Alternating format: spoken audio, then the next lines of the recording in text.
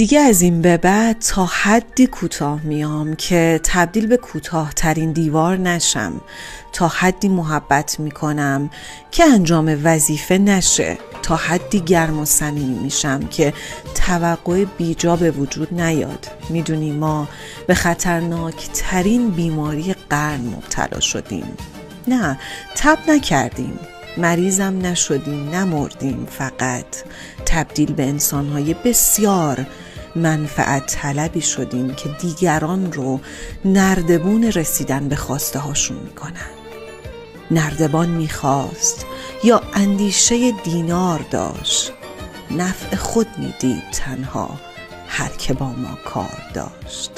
گر لباس پاره میبینی تنم، از فقر نیست آستینم را بریدم، بس که در خود مار